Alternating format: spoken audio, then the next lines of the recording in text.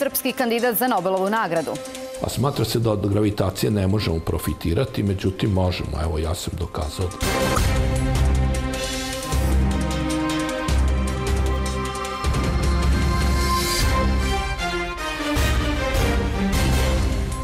Ovo je prva srpska televizija sa prvim vestima.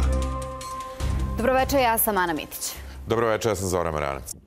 A Srbija ima svog kandidata za Nobelovu nagradu. To je novosađanin akademik Veljko Milković, prvi koga je taj grad nominovao za Nobelovu nagradu iz fizike. U nekoliko navrata poslednjih godina strani prestižni časopisi i instituti tvrde da je reč o jedinom čoveku koji je dokazno napravio mašinu koja proizvodi više energije od uložene i to putem oscilacija. Ovo će biti ulog. Ponekad samo i onda se odmaram. A inače čekićem, kad treba da udarate, morate svaki put angažovati se. Čim prestanete, već sve staje.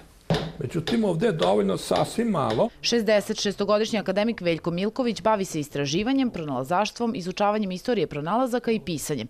Njegov dvostepeni mehanički oscilator ili sistem klatno-poluga izum je koji se istražuje na svim kontinentima. Nakon decenije istraživanja i dokazivanja, grupa intelektualaca i akademika pokrenula je proces nominacije Veljka Milkovića za Nobelovu nagradu iz fizike, a grad Novi Sad prvi put je na jednom ovako velikom putu stao iza svog sugrađanina. Vrlo je veliki kuriozitet i činjenica da su o gospodinu Milkoviću pisali brojni svetski časopisi sa izuzetnim uticajem i bilo bi zaista nesmotreno i neprimereno da se grad Novi Sad i Republika Srbija više ne uključuju u ovu priču. Milković tvrdi da su njegove oscilacije klatna eksperimentalno potvrđene kao daleko efikasniji način kretanja od rotacija, a točak se pokazao viševekovnom zabludom. Po zakonu o održanju energije, tako nešto nije moguće.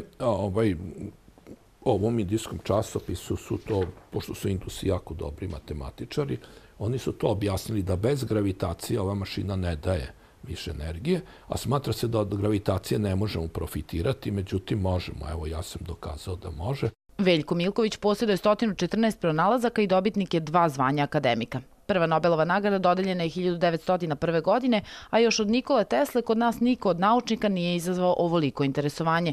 Ukoliko se nastavi podrška institucija i eminentnih naučnika Veljku Milkoviću, ovaj novosađanin bi u narednom periodu mogao da sazna kako izgleda biti laureat za Nobelovu nagradu. Sandra Zekić, Prva televizija. Gledali ste vesti Prve televizije u 18 sati. Slede ekskluziv i eksploziv, noćni žurnal je posle ponoći. Doviđenja.